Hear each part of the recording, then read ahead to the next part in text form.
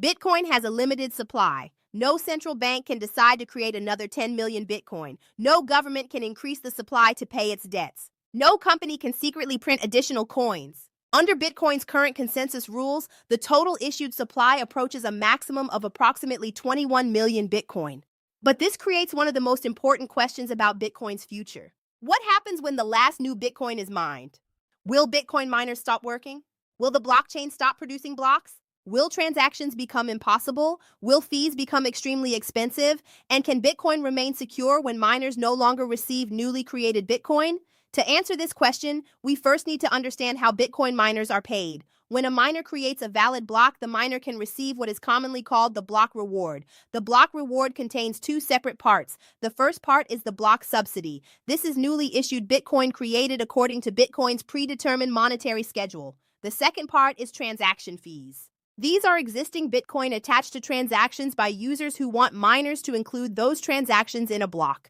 This distinction is extremely important. When people say that the last Bitcoin will eventually be mined, they mean that the block subsidy will eventually reach zero. They do not mean that miners will automatically stop receiving all revenue. Transaction fees can continue after new Bitcoin issuance ends. When Bitcoin launched in 2009, the block subsidy was 50 Bitcoin per block. After every 210,000 blocks, the subsidy is cut in half. This event is known as the Bitcoin halving. The subsidy fell from 50 Bitcoin to 25.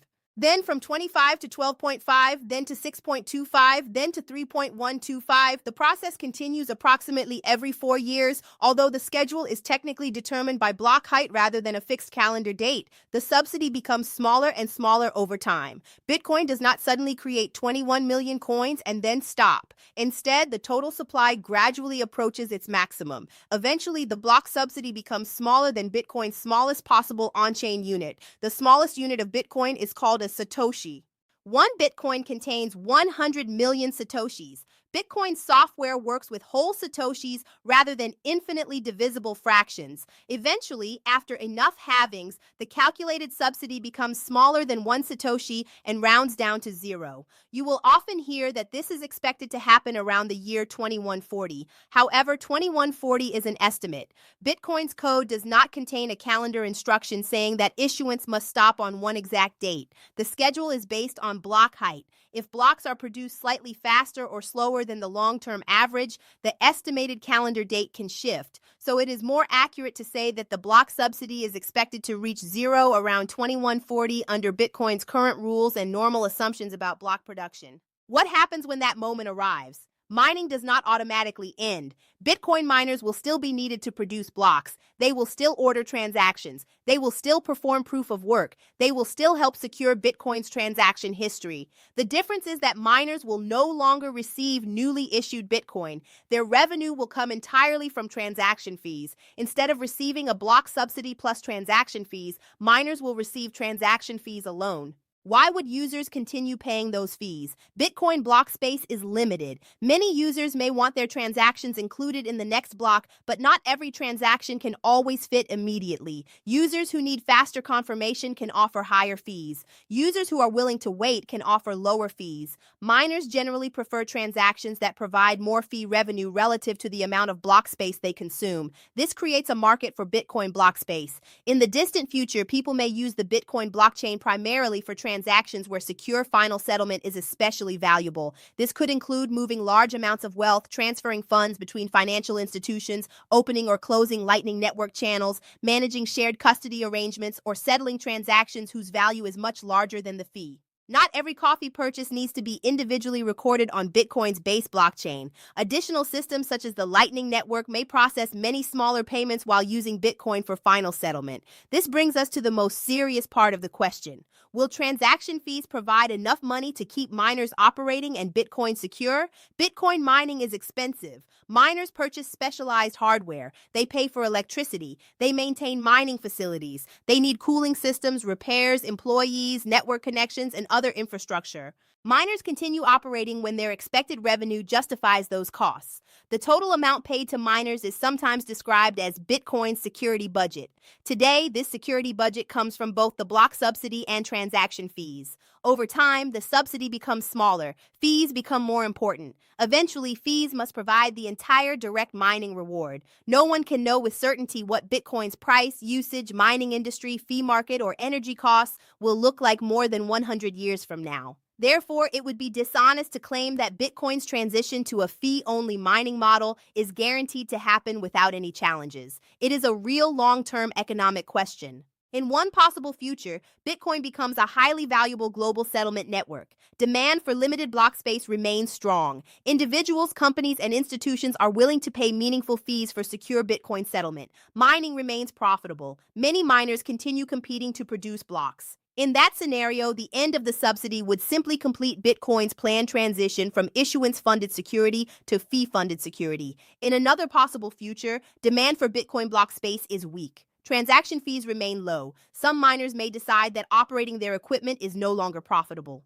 They may shut down their machines. Bitcoin's total hash rate could fall. A lower hash rate means that less total computing power is protecting the network. This could reduce the amount of resources an attacker would need to compete with honest miners. However, Bitcoin has a mining difficulty adjustment. If a significant amount of mining power leaves, blocks initially arrive more slowly. After the required number of blocks, the mining difficulty can decrease. This makes it easier for the remaining miners to continue producing blocks. The network can therefore continue functioning with less total hash power. But difficulty adjustment only helps maintain block production. It does not automatically guarantee that attacking the network remains sufficiently expensive. This is why Bitcoin's long-term fee market is important. Another common question is whether Bitcoin transaction fees will become impossibly expensive after the subsidy disappears. That is not automatically true. Future fee levels will depend on several factors. They will depend on how many people want to use Bitcoin's base layer. They will depend on how much block space is available. They will depend on how efficiently transactions are structured.